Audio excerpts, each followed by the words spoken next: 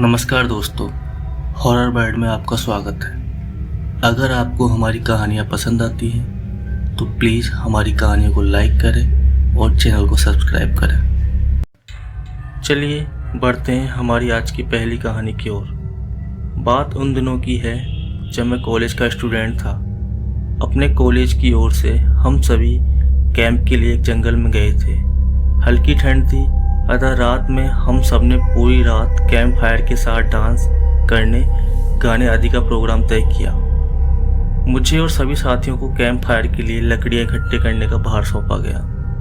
मैं निकला तो सबके साथ ही, लेकिन जंगल के प्राकृतिक सौंदर्य में भटकता हुआ अकेले बहुत दूर कहीं निकल गया। अचानक आसमान बादलों से भर गया और गरज के साथ बारिश होने लगी। बादलों के लगातार गरजने से मैं पेड़ के नीचे खड़ा रहना मुनासिब समझा। आसपास किसी घर की तलाश में एक दिशा में भागने लगा। मुझे कुछ ही दूरी पर एक लाल ईंटों से बनी शानदार बिल्डिंग नजर आई। बिल्डिंग रोशनी से पूरी नहाई हुई थी और उसमें ढेर सारे लोग, ऐसा दूर से ही लग रहा था। मैं तेजी से भागते उस बिल्डिंग में जा घुसा और सामने से आती हुई एक खूबसूरत नर्स से टकराते टकराते बचा। नर्स ने मुझे घूर कर देखते हुए कहा, बहुत अधिक भीग गए हो, सर्दी लग जाएगी। उधर बाई ओर एक स्टोर रूम है, वहां जाकर जो भी मिले उससे कहना सिस्टर जूलिया ने दूसरे सूखे और साफ कपड़े मुझे देने को कहा है, वह तुम्हें कपड़े दे देगा। मैं हक्का बक्का मुंह फाड़े सिस्टर जूलिया को देखता रहा। मुझे एकदम से समझ नहीं आया कि मैं क्या करूं। मेरी स्थिति देखकर सिस्टर जूलिया खिलखिलाकर हंस पड़ी और बोली, पहले तो तुम अपना मुंह बंद करो, नहीं तो मुंह में मच्छर घुस जाएंगे। अब जाकर जैसा मैंने कहा है वैसा करो। मैं हल्के से हाँ में सर हिला सिस्टर की बताई दिशा में जाने को मुड़ गया। अभी कुछ 10 कदम ही चला होऊंगा कि मेरे कंधे पर किसी ने हाथ रखा। मैं चौंक कर पीछे मुड़ा और सामने आर्मी की वर्दी में एक युवक को खड़ा मुस्कुराता पाया। मेरे चेहरे पर आश्चर्य का बादल अपना घर बना चुका था, जिसे देखते ही उस युवक को हंसी आ गई। उसने धीमे किंतु दृढ़ स्वर में कहा, मैं कैप्टन विनोद हूँ और यह हमारे देश की आर्मी का हॉस्पिटल है। कैप्टन विनोद की बातों ने मुझे आश्वस्त किया। मैं अब धीरे धीरे सामान्य हो गया। मैंने कैप्टन विनोद को सिस्टर जूलिया की कई बातें बताई। सुनकर कैप्टन विनोद के चेहरे पर रेशमी मुस्कान फैल गई और वे बोले, तो सिस्टर जूलिया से भी मिल चुके हो? जी, क्या मतलब है आपका? कुछ नहीं, चलो मैं तुम्हें सूखे कपड़े देता हूँ, चेंज कर लो, नहीं तो सच में सर्दी लग जाएगी। और कैप्टन विनोद के पीछे पीछे एक बड़े से कमरे में पहुंचा। कमरे के चारों ओर हरे रंग के पर्दे लगे हुए थे। एक और एक बड़ा सा बेड पड़ा हुआ था और उसके सामने एक सोफा था। बीच में एक टेबल था जिस पर 2 गिलास, एक बड़ी बोतल ब्रांडी की और 1-2 पत्रिकाएं पड़ी हुई थी। कमरे के एक कोने में एक बड़ी सी अलमारी थी, जिसमें से कैप्टन विनोद ने एक आसमानी रंग का कुर्ता पैजामा निकालकर मुझे दिया और कमरे से लगे बाथरूम की ओर इशारा किया। मैं बाथरूम से कपड़े चेंज कर जैसे ही निकलने लगा, मेरी नज़र बाथरूम की एक दीवार पर पड़ी। वह खून के छींटों से भरी हुई थी। यह देखकर मैं घबरा गया और जल्दी से बाहर निकलने को मुड़ा कि बाथरूम में लगे आईने में खुद को ही देखकर चौंक गया। आईने में मेरा पूरा शरीर तो नजर आ रहा था, लेकिन मेरे शरीर पर से मेरा सर गायब था। अब मुझे डर लगने लगा और हड़बड़ाकर बाथरूम से निकला। मुझे इस बार इस तरह बाहर निकलते देख कैप्टन विनोद ने हंसकर पूछा, क्या हुआ? अरे हाँ, तुमने तो अब तक मुझे अपना नाम ही नहीं बताया। कहाँ जाओगे बाहर? बहुत तेज बारिश हो रही है, लेकिन तुम जाना क्यों चाहते हो? अचानक यह मैं नहीं समझ पा रहा हूँ। कैप्टन विनोद, आपकी बाथरूम की एक दीवार पर पूरी खून की छींटों से भरी हुई है और आपके बाथरूम में लगा आईना भी कुछ अजीब सा है। उसमें मुझे मेरा पूरा शरीर तो दिखाई दिया, लेकिन मेरा सर ही गायब था। मैं अब बिल्कुल भी नहीं रुकूंगा, बारिश में ही भीगता हुआ अपने कैंप तक जाऊंगा। कहते हुए कमरे से बाहर जाने वाले दरवाजे की ओर बढ़ा। रुको! तभी कैप्टन विनोद की कड़कती आवाज़ गूंजी, तो तुमने सब कुछ देख ही लिया? जी, क्या मतलब है आपका? मेरी आवाज़ में डर भर गया था। मतलब चाहे जो हो, तुम तब तक यहाँ से नहीं जा सकते जब तक मैं तुम्हें कुछ बता ना दूँ, जो आज तक कोई ना जान सका। जो आज तक कोई ना जान सका वह मैं जानकर क्या करूँगा। प्लीज़ अब मुझे जाने दें। मैं डर से रुआंजा हो गया। नहीं, बिल्कुल भी नहीं, और तुम्हें मुझसे डरने की कोई ज़रूरत नहीं है। सैनिक सबकी रक्षा के लिए होते हैं। मैं भी तुम्हारी सुरक्षा ही कर रहा हूँ। कैप्टन विनोद के स्वर में कोमलता थी। आओ मेरे साथ ही सोफे पर बैठ जाओ, मैं तुम्हें एक कहानी सुनाता हूँ। कहानी खत्म होते ही मैं तुम्हें तुम्हारे कैंप तक जीप से छोड़ आऊँगा। वैसे भी तुम अपने साथियों से काफ़ी आगे निकल आए हो, वहाँ तक तुम अब चलते हुए शायद पहुँच ना पाओ। कैप्टन विनोद के स्वर में जाने कैसी आश्वस्ति थी। मैं जाकर उनके बगल में बैठ गया। कैप्टन विनोद ने कहना शुरू किया, दुश्मनों ने धोखे से हमारे अस्पताल को अपना निशाना बनाया। दुश्मन देश के 2 सैनिक हमारे सैनिक के बेस में एक हमारे घायल सैनिक को लेकर आए। वह घायल था और हमारे देश की सेना ने उसे बहुत ढूंढा लेकिन नहीं मिला था। शायद साजिश के तहत उसे घायल होते ही घुसपैठियों ने कहीं छुपा दिया था।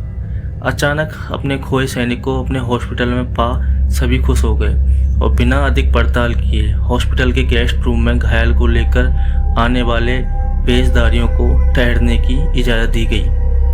अभी उस सैनिक का इलाज चल ही रहा था कि जोरों का ब्लास्ट हुआ और पूरा हॉस्पिटल एक पल में खंडर में तब्दील हो गया। लेकिन हॉस्पिटल तो अपनी शानदार स्थिति में खड़ा है। मेरी बातों को अनसुना कर कैप्टन विनोद ने अपनी बात जारी रखी। कोई नहीं बचा उस ब्लास्ट में। दीवार पर पड़े खून के छींटे भी उसी ब्लास्ट में मारे गए हॉस्पिटल कर्मियों के हैं। हाँ, पर यह हॉस्पिटल तो मुझे खंडर नहीं दिखता। जवाब में कैप्टन विनोद के चेहरे पर रहस्यमयी भरी मुस्कान फैल गई और उनका चेहरा अजीब से भावों से भर गया। मैं उनके चेहरे को देखकर अंदर से दहल गया। फिर भी मैंने हिम्मत कर पूछा, आप उस ब्लास्ट में थे क्या? सुनते ही कैप्टन विनोद ठहाका लगाकर हंस पड़े और मुझ पर एक भरपूर नज़र डालते हुए कहा, यह कहानी आज से मात्र 10 साल पहले की है और मैं तो आज से 50 वर्ष पहले मर चुका हूँ। इसके आगे उन्होंने क्या कहा मुझे कुछ नहीं मालूम। चेहरे पर गिलेपन का एहसास अब काफ़ी हुआ तो मैं जैसे नींद से जागा। मुझे घेरे हुए मेरे सभी सहपाठी और टीचर खड़े थे। मेरी आंख खोलते ही मेरे सर ने कहा, थैंक गॉड तुम्हें होश आ गया। तो क्या मैं बेहोश था? हाँ, तुम जंगल में जाने कहाँ भटक गए थे। जब सभी लौट आए और तुम नहीं आए तो हम सभी मिलकर तुम्हें ढूंढने निकले। काफ़ी दूर जाने के बाद हमने एक जीप आती दिखाई दी जिसमें एक आर्मी मैन तुम्हें पीछे की सीट पर सुलाए हुए हमारे कैंप की ओर ढूंढते हुए आ रहा था।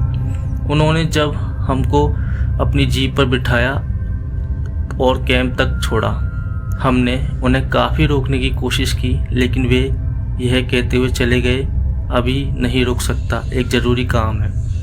जब हमने तुम्हारे बेहोश हो जाने और उन तक तुम्हारे पहुंचने के बारे में पूछा तो बोले सोमेश ही बताएगा और जो भी बताएगा वह सब कुछ सच होगा।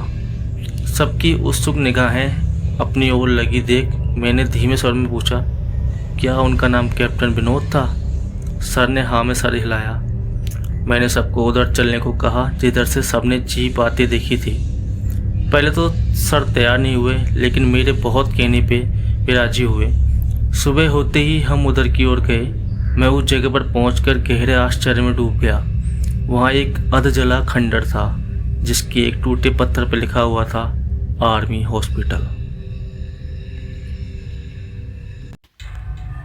चलिए बढ़ते हैं हमारी दूसरी कहानी की ओर।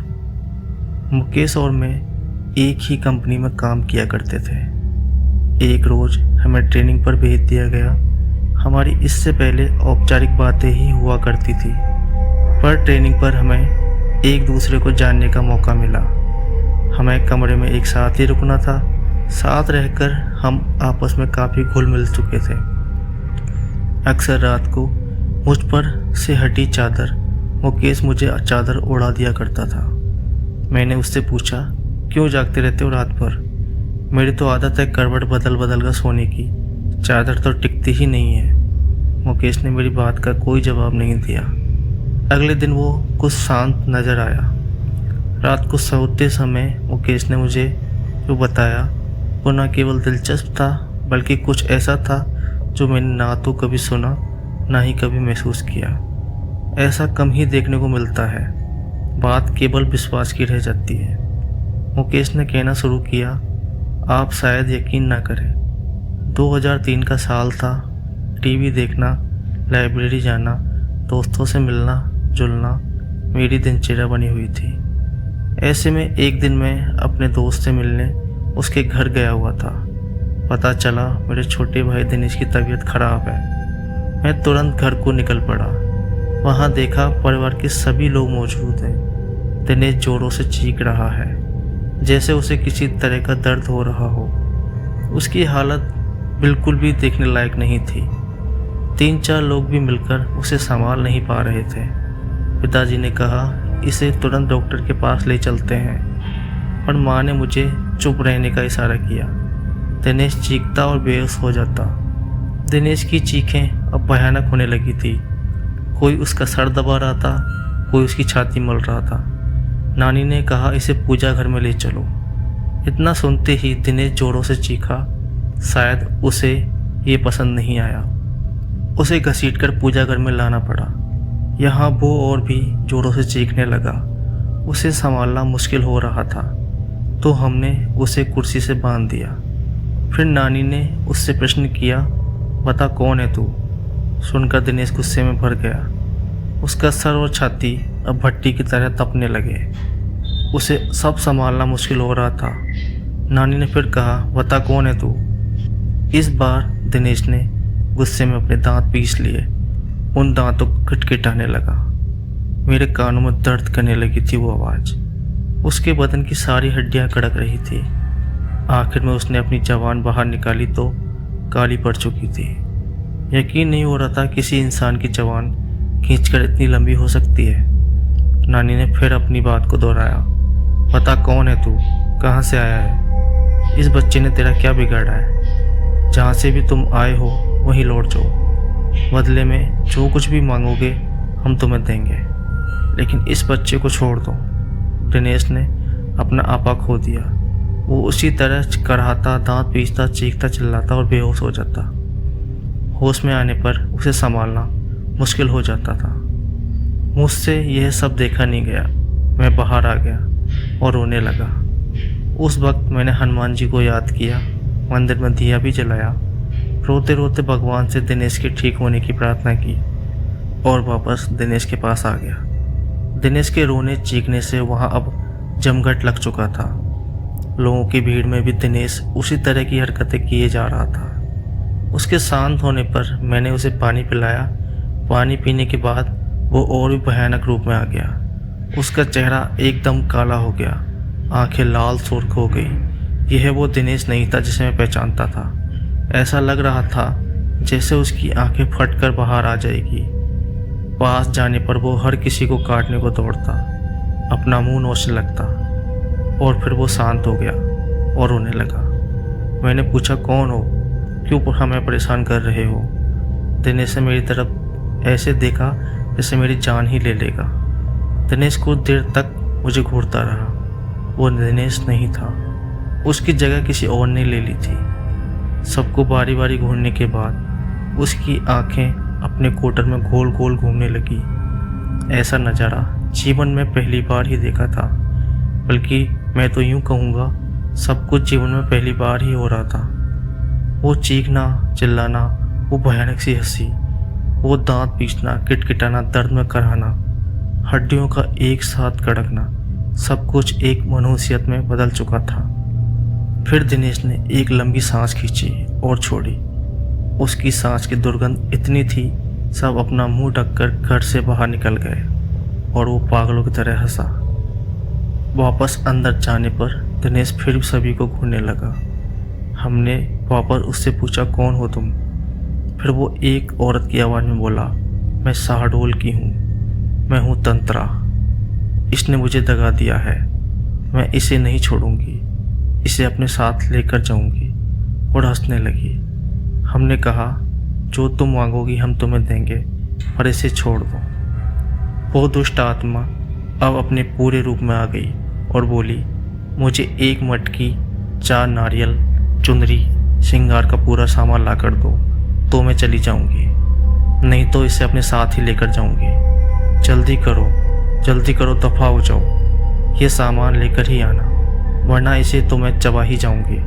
और हंसने लगी। हम सबके चेहरे पीले पड़ गए। माँ और तेजी से बाजार की तरफ निकले। रास्ते में माँ रोने लगी तो मैंने उन्हें दिलासा दी, सब ठीक हो जाएगा माँ। माँ बोली, कुछ भी ठीक नहीं होने वाला मुकेश, मैंने तुझे बताया नहीं। इसने जब अपना पहला असर दिखाया तब दिनेश को क्या हुआ हम समझ ही नहीं पाए। दिनेश के साथियों ने हमें बताया उस दिन दिनेश के ऑफिस में मीटिंग थी। सब आपस में हंस बोल रहे थे, सब कुछ ठीक था कि अचानक दिनेश की तबीयत बिगड़ने लगी। दिनेश के सामने रखा गिलास उठाया और पानी पिया। पानी पीते ही दिनेश बेहोश हो गया। उसके साथी चौंक गए। 2 लोगों ने मिलकर उसे टेबल पर लिटाया। उसकी उस समय आंखों से आंसू बह रहे थे। वो अपनी साथियों से कुछ कहना चाह रहा था, लेकिन उसके मुंह से एक शब्द भी नहीं निकल पा रहा था। उसके साथी उसे हॉस्पिटल लेके गए। हमें जैसे ही सूचना मिली हम सभी लोग वहाँ पहुँच गए। दिनेश कुछ देर बाद दिनेश को होश आया। क्या हुआ उसे खुद भी मालूम नहीं था। उसे इतना याद था कि बेहोश हो गया था। उसके बाद कभी ऐसा कुछ नहीं हुआ जिससे कोई परेशानी हो। तुम ठीक कह रही हो माँ, उसके बाद भी कुछ हुआ ज़रूर था। क्या मतलब? माँ बोली। मतलब ये माँ, पिछली बार जब मैं छुट्टियों में घर आया उस रात में कमरे में सो रहा था। रात के 3 बजे का समय था। कमरे की खिड़की खुली हुई थी और हवा तेज़ी से कमरे में आ रही थी। उस हवा के शोर से मेरी आंखें खुली। मैंने देखा एक साया मेरे पास खड़ा था। ध्यान से देखने पर भी उसका चेहरा दिखाई नहीं दे रहा था। उसके चेहरे पर काली के अलावा कुछ नहीं था। उसका शरीर धुएं जैसा था। अचानक वो साया बादल की तरह तैरता मेरे पास आने लगा। मैं घबरा गया और अपनी चादर में मैंने अपने आप को समेट लिया। वापस देखा तो वो साया वहाँ नहीं था। इसे अपना वहम मानकर मैं भूल चुका था, पर अब दिनेश के हालात देखकर लगता है कुछ तो ज़रूर हुआ था माँ। इसके बाद मैं मटकी लेने चला गया और माँ श्रृंगार के लिए सामान खरीदने चली गई। मुझे दुकानें बंद मिली तो मैं सीधे कुमार के घर चला गया। वहाँ से लाल और काली दोनों मटकी ले आया। वापस आकर जो ही सामान हमने दिनेश के आगे रखा वो शांत हो गया। नानी उसे देखने गई और दिनेश के सामने जाकर खड़ी हो गई।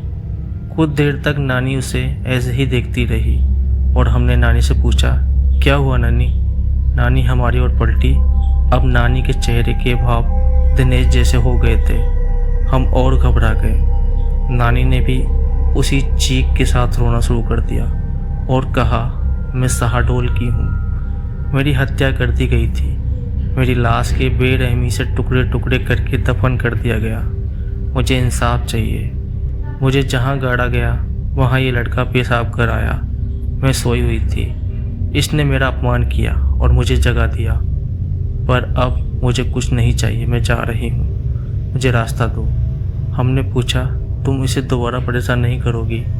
वो बोली, नहीं, इसने मेरा अपमान किया, इसकी सज़ा मैंने दे दी है, अब मुझे जाने दो। और नानी बेहोश होकर गिर गई। हमने नानी को संभाला। इतनी देर में दिनेश भी सामान्य हो चुका था। हमने दिनेश को कुर्सी से खोल दिया। फिर कुछ दिन भी और बीते। दिनेश को काम के लिए भोपाल जाना पड़ा। दिनेश और ऑफिस के कुछ लोग होटल में रुके। होटल में आधी रात को लोगों ने शिकायत की, वहाँ कमरे से रोने की आवाज़ें आ रही है। होटल कर्मी ने जाकर देखा तो वो आवाज़ें दिनेश के कमरे से आ रही थी। कमरा अंदर से बंद था तो होटल कर्मी ने दूसरी चाबी से कमरे का दरवाज़ा खोला। सामने दिनेश था, होटल की चादर में पूरा लिपटा हुआ और जमीन से 2 फुट हवा में उसका शरीर तैर रहा था। उसके मुंह से अजीब अजीब आवाज़ें आ रही थी। इस भयानक नज़ारे को देखकर उन लोगों के दिल दहल गए। कुछ लोग तो भाग खड़े हुए। बाकी लोगों ने दिनेश को पकड़ा तो वो चीख पड़ा और चिल्लाने लगा। लोगों ने पुलिस को फ़ोन कर दिया। शांति भंग के आरोप में पुलिस दिनेश को ले गई। उसके साथियों ने उसे छुड़ाया। उसके बाद दिनेश का लगातार यही हाल रहा। किसी ने मांडल के जंगलों में एक तांत्रिक होने की बात हमें बताई। शायद वो दिनेश को ठीक कर सके। हमने उसे बुलाया। उस तांत्रिक ने भी आत्मा से बातें की। उसकी वही मांग शुरू हो गई, मटकी, 4 नारियल, चुनरी और श्रृंगार का सामान। अभी तक याद है मुझे वो किस तरह अपनी मांगें दोहराती थी। इन सब के साथ उसने शराब भी मांगी। रात के समय शराब कहीं भी नहीं मिली। मैं भागा भागा अपने मोहल्ले की उन गलियों में गया जहाँ से मुझे गुजरना भी गवारा नहीं था, पर भाई की सलामती के लिए उन गलियों में गया जहाँ अक्सर लोग नशे में धुत पड़े रहते थे। शराब की दुर्गंध के कारण उस गली में से कोई नहीं गुजरता था। वहाँ जाकर मैंने उन लोगों से शराब मांगी तो उन्होंने कहा, क्या आज तू भी पिएगा? आजा आजा, बैठ जा। मैं गम बुलाने नहीं आया हूँ। मेरे भाई की तबीयत खराब है, उस पर ऊपरी साया है, तांत्रिक शराब से पूजा करेगा। यह सब जानने के बाद उन्होंने अपनी शराब की बोतल मुझे दे दी, जिसे लेकर मैं लौट आया। इसके बाद शराबियों के लिए दिल में नफरत थोड़ी कम हो गई थी। तांत्रिक ने पूजा शुरू की। रात भर तांत्रिक पूजा करता रहा। दिनेश कभी चीखता, कभी चिल्लाता, कभी दर्द में कराहता, कभी गुस्से में तांत्रिक को गालियां देता, कभी मुझे घूरता, कभी तांत्रिक को घूरता। तांत्रिक का उस पर कोई ध्यान नहीं था। वो एक दाना गेहूं का लेता, कुछ मंत्र पढ़ता और उस दाने को दिनेश पर फेंक देता। उस दाने के शरीर पर पड़ते ही दिनेश बुरी तरह तड़पने लगता। उसके मुंह से जानवरों के जैसे घुर्राने की आवाज़ें निकल रही थी। वो जानवरों की तरह हरकत करने लगा। दिनेश की आवाज़ उसके गले में ही बंद कर रह गई थी। वो क्या बोल रहा था कुछ समझ नहीं आ रहा था। सुबह तक दिनेश ठीक हो गया और बेहोश हो गया। शायद इन सब से उसका शरीर थकने लगा था। उसका चेहरा पीला पड़ने लगा था। शरीर सूख कर लकड़ी जैसा हो चला था। फिर भी कहीं ना कहीं मेरा भाई इन बुरी शक्तियों से लड़ रहा था। मुझे यकीन था कुछ दिन और बीतने पर दिवाली का त्यौहार आ गया। धनतेरस का दिन था और मैं टीवी देख रहा था। दिनेश कमरे में आया और बेहोश हो गया। मुझे लगा वापस वही सब कुछ शुरू हो गया, तो मैंने उसे कुर्सी से बांध दिया। दिनेश थोड़ा होश में आया और उस आधी बेहोशी की हालत में उसने मुझसे कहा, भाई अब मैं नहीं बचूंगा, मैं ख़त्म हो जाऊंगा। यह सुनकर मेरी आंखों से आंसू आ गए। अपने भाई को इस तरह ज़िंदगी से हारते नहीं देखना चाहता था। दिनेश भी रो रहा था, भाई मैं मर जाऊंगा। मैंने खुद को संभाला और दिनेश को बांध दिया। बाइक ली और एक दोस्त को साथ लेकर उसी तांत्रिक को बुलाने निकला। मांडल के एक घनघोर जंगल घुप अंधेरा में तांत्रिक के घर पहुंचा। तांत्रिक भी उस दिन शराब के नशे में था। उसे बाइक पर बीच में बिठाकर ले आए। तांत्रिक का खुद का शरीर बस में नहीं था। गिरता पड़ता वो दिनेश के पास पहुंचा। जैसे ही उसने दिनेश का हाथ पकड़ा, उस तांत्रिक का सारा नशा उतर गया।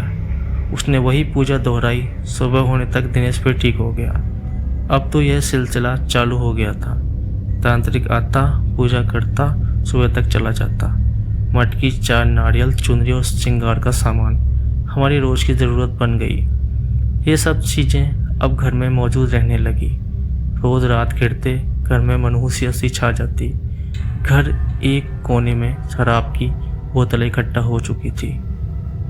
ऐसा कोई मंदिर नहीं बचा, कोई मस्जिद नहीं बची जहाँ दिनेश का इलाज नहीं करवाया। अंत में किसी ने कलकत्ता के काली माता का मंदिर का सुझाव दिया। वहाँ जाकर दिनेश का इलाज कराया। यहाँ भी उसकी वही मांग जारी थी, मटकी, 4 नारियल, चुनरी और श्रृंगार के सामान की। पर पुजारी ने साथ साथ कुछ नींबू, लौंग और कफन भी मंगवा लिया। इस बार की पूजा मुझे कुछ विशेष लगी। पुजारी हर बार कुछ मंत्र पढ़ता और उसे नींबू में फूंक कर देता और उसमें लौंग चुबा देता। फिर उस नींबू को कफन में लपेटकर एक मटकी में डाल देता। दिनेश को इससे बहुत दर्द होता और वो बेहोश हो जाता। होश में आकर दिनेश की फिर वही हरकतें चालू हो जाती और पुजारी अपने काम में लगा रहा। जैसे ही उस आत्मा की बारी आई, वो कहने लगी, मुझे छोड़ दो, मुझे छोड़ दो, मुझे जाने दो। पुजारी बोला, तू इससे फिर परेशान करेगी? नहीं करूँगी, नहीं करूँगी, मुझे माफ़ कर दो, मुझे जाने दो। पुजारी, क्यों परेशान कर रही है इस बच्चे को? पीछा छोड़ इस बच्चे का, वापस जा, लौट जा जहाँ से तू आई है। पुजारी ने ऐसा 8 से 10 बार किया और तंत्रा को भी उसने कैद कर लिया। अंत में पुजारी ने वो मटकी हमें दी और कहा, इस बच्चे के अंदर दुष्ट आत्माओं ने डेरा जमा लिया था। सारी आत्माओं को इस मटकी में कैद कर दिया है। इसे ले जाकर शमशान में गाड़ दो और ध्यान रहे नंगे पैर ही जाना। हम उस मटकी को शमशान गाड़ आए। ताज्जुब तो ये था, पूरा रास्ता जंगल से होकर गुजरता था। रास्ते में नंगे पैरों पर एक भी कांटा नहीं चुभा। ऐसा लग रहा था जैसे रुई पर चलकर हम उस जगह तक पहुंचे थे। इसके बाद दिनेश ठीक हो गया, पर वह काफ़ी कमज़ोर हो चला था। केवल खाना और दवाइयों के लिए ही वो बिस्तर से उठ पाता था। उस वाक़ये के बाद मेरा उन चीज़ों पर भी विश्वास हो गया जिन्हें मैं पहले नहीं मानता था। 5 सालों तक इस मुसीबत को झेलने के बाद हमारी माली हालत ख़राब हो चुकी थी। सर पर कर्जा हो गया था। धीरे धीरे हम भाइयों ने वो कर्जा भी चुका दिया। हम कई और दिनों तक दिनेश की देखभाल में रात भर जागते थे। उसके खाने का समय और दवाइयों का ध्यान रखना। रात में उठ कर देखता था कि ये दिनेश सोया है या नहीं। उसकी चादर ठीक कर देता था ताकि वो आराम से सो सके। आज भी मेरी यही आदत है। बस यही बात थी, ऐसा कहकर मुकेश चुप हो गया। इस कहानी को ध्यान से सुनने के बाद अंत में मैंने मुकेश से कहा, बेशक यह कहानी किसी के लिए बेमिसाल हो या ना हो, लेकिन तुम दोनों भाइयों का आपसी प्यार बेमिसाल है।